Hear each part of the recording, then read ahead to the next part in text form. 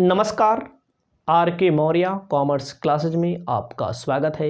मैं राजकुमार मौर्य इस वीडियो के माध्यम से आपके लिए उपलब्ध करा रहे हैं अकाउंटिंग फॉर मैनेजरियल डिसीजन, जिसे हिंदी में कहते हैं प्रबंधकीय निर्णयों के सिद्धांत या मैनेजमेंट अकाउंटिंग।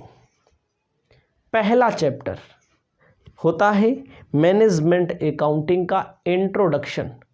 पहला चैप्टर होता है मैनेजमेंट अकाउंटिंग का इंट्रोडक्शन।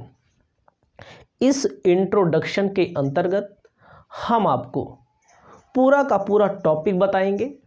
पूरी वीडियो को आपको ध्यान देना है। सबसे पहले आपको अपनी कॉपी में लिखना है।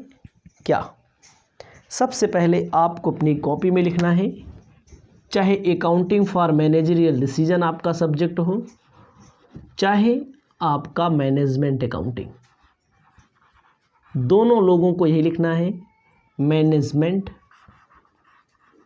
अकाउंटिंग। मैनेजमेंट अकाउंटिंग को कहते हैं प्रबंधकीय लेखांकन या लेखा विधि। ठीक है, प्रबंधकीय लेखांकन या प्रबंधकीय लेखा विधि। आपको बताना चाहते हैं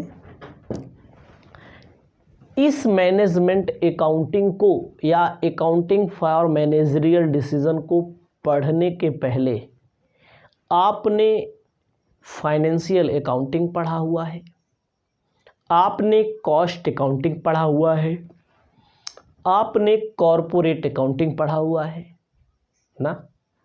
कभी तो पढ़े होंगे, बिना कॉस्ट पढ़े, बिना फाइनेंशियल पढ़े, बिना कॉरपोरेट अकाउंटिंग पढ़े तो आप इसको नहीं पढ़ रहे हैं। चाहे आप एमकॉम के स्टूडेंट हैं, चाहे आप बीकॉम के स्टूडेंट हैं, सबको मैं बता रहा हूँ। तो आपको पता है, जब हम लोग फाइनेंशियल अकाउंटिंग पढ़ते हैं, मुख्य तौर पर फाइनेंशियल अकाउंटिंग पढ़ते हैं,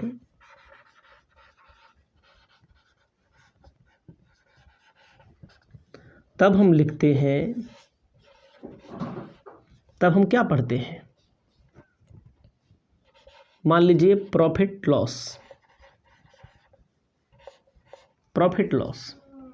फाइनेंशियल अकाउंटिंग से हम लोग ट्रेडिंग बनाते हैं, प्रॉफिट लॉस निकाला जाता है ना, पीएल बना करके। उसके बाद हम लोग कहते हैं बैलेंस शीट बना लेते हैं, जिसमें एसेट्स और लायबिलिटी का कैलकुलेशन होता है। आपको ध्यान देना होता है यहाँ पर, जब आप प्रॉफिट लॉस अकाउंट बना लिए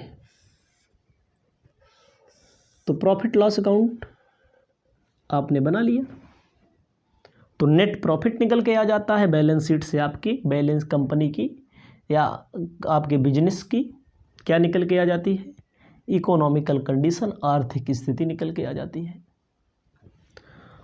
और आपको बताना चाहते हैं स्पष्ट तौर पर आगे बैलेंस शीट में क्या होता है। बैलेंस शीट में वही एसेट्स लायबिलिटी। अब आप फाइनेंशियल तो पढ़ते हैं किसी इंडिविजुअल बिजनेस में, अगर आप यही कंपनी पर आप जाएंगे तो कंपनी में आप कॉरपोरेट अकाउंटिंग पढ़ते हैं। कॉरपोरेट में भी स्टेटमेंट ऑफ प्रॉफिट लॉस हो जाता है, बैलेंस शीट हो जाती है, इससे ज़्यादा कुछ होता नहीं है। तो वहाँ पर भी आपको नेट प्रॉफिट निकल के आता है, बैलेंस शीट निकल के आती है। तो यहाँ तक आपका पूरा काम हो गया। मेन उद्देश्य होता है प्रॉफिट लॉस निकालना, उसके बाद बैलेंस शीट बना करके कंपनी की या किसी बिजनेस की इकोनॉमिकल कंडीशन के बारे में जानना। इतना आपका हो जाएगा। अब आप पहुंचेंगे आगे। आगे आप कैसे पहुंचेंगे? अब आप पहुंचेंगे मैनेजमेंट अकाउंटिंग पर। जो इसमें सूचनाएं दी होती हैं, इंफॉर्मेशन दी होती है, ये जो उसमें लिखा, जो आइटम्स लिखे होते हैं, इन्हीं सूचनाओं के आधार पर हम लोग मैनेजमेंट अकाउंटिंग पढ़ते हैं। मैनेजमेंट अकाउंटिंग में होता क्या है? मैनेजमेंट अकाउंटिंग के अंतर्गत जो भी सूचनाएं होती हैं उसको उसका प्रेजेंटेशन किया जाता है, उसका एनालिसिस किया जाता है।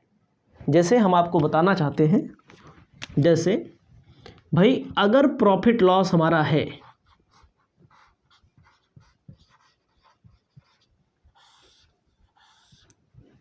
तो मान लीजिए 2 प्रकार की बैलेंस शीट कभी कभी दी रहती है। 2 प्रकार की मतलब होता है कि 2 साल की बैलेंस शीट दी रहती है।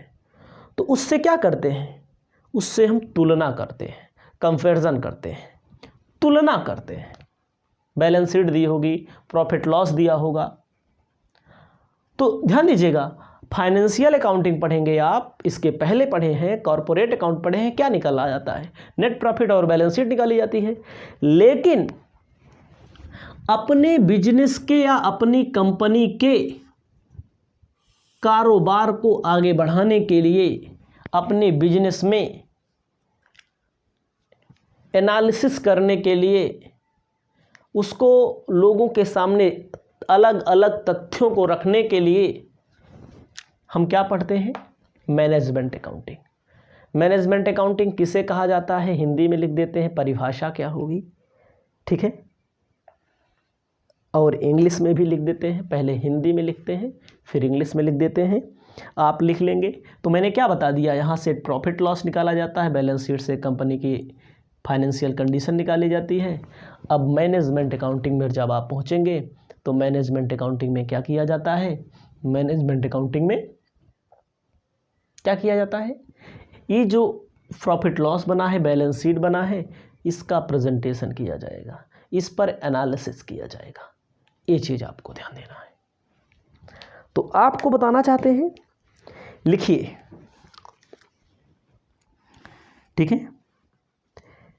प्रबंधकीय लेखा विधि, अगर हिंदी में लिखना चाहेंगे तो हिंदी में लिख ले आएंगे आप, इंग्लिश में भी बता देते हैं। प्रबंधकीय लेखा विधि, प्रबंधकीय लेखा विधि लेखांकन सूचनाओं का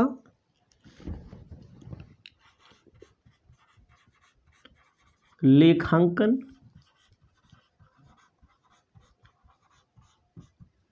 सूचनाओं का इस रूप में प्रस्तुतिकरण है, रूप में प्रस्तुतिकरण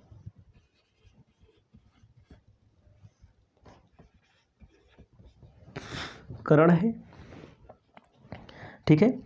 जो प्रबंध को उपक्रम की नीति, जो प्रबंध को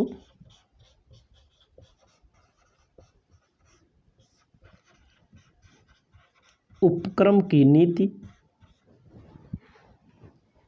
निर्धारित करने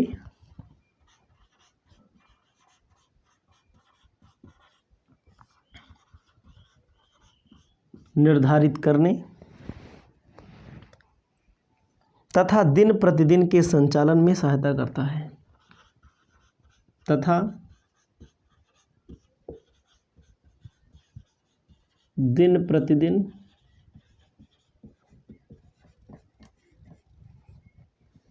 के संचालन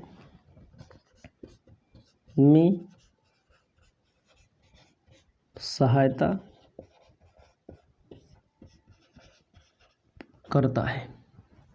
ध्यान दीजिएगा, प्रबंधकीय लेखा विधि जो लेखांकन की सूचनाएं इसमें प्रॉफिट लॉस में बैलेंस शीट में दी होंगी, वो प्रस्तुतिकरण करता है। प्रबंध को उपक्रम की नीति निर्धारित करना है, जिससे प्रबंध को प्लानिंग बनाना है, प्लान करना है, ठीक है, नीति निर्धारित करना है। जैसे मान लीजिए प्रॉफिट लॉस को देखा जाएगा, एसेट्स लायबिलिटी को देखा जाएगा, बहुत सारी मदें आएंगी। आप इसके लिए चैप्टर पढ़ेंगे, रेशियो एनालिसिस पढ़ेंगे, fund flow statement, cash flow statement, break even point, ठीक है। तो मतलब कि इससे यहाँ से सूचना लेता है और उसको मैनेजमेंट अकाउंटिंग में क्या करता है, प्रस्तुतिकरण किया जाता है। उपक्रम की नीति को निर्धारित करने में, दिन प्रतिदिन के संचालन में सहायता किया जाता है, ठीक है। लिखना है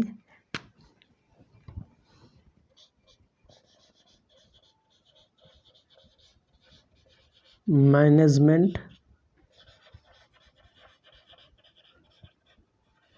accounting is the presentation of accounting is the presentation मतलब क्या होता है? प्रस्तुतिकरण, प्रस्तुत किया जाता है। प्रेजेंटेशन ऑफ अकाउंटिंग इंफॉर्मेशन,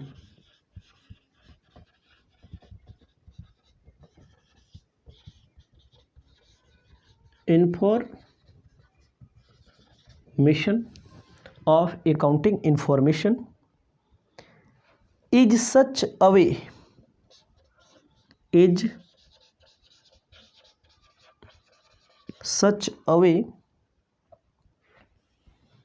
ठीक है, as to assess management,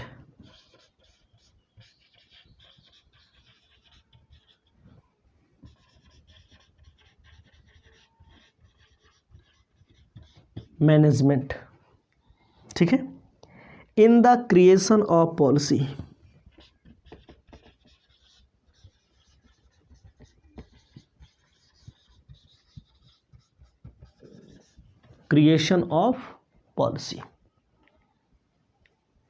and the day-to-day operation,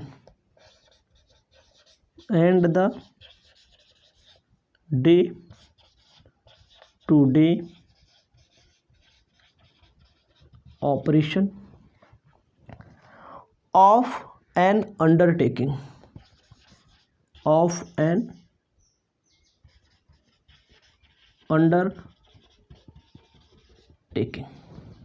ध्यान दीजिएगा। Management accounting is the presentation of accounting. Management accounting में क्या प्रेजेंटेशन किया जाता है? अकाउंटिंग इंफॉर्मेशन, सूचनाओं को प्रस्तुत किया जाता है।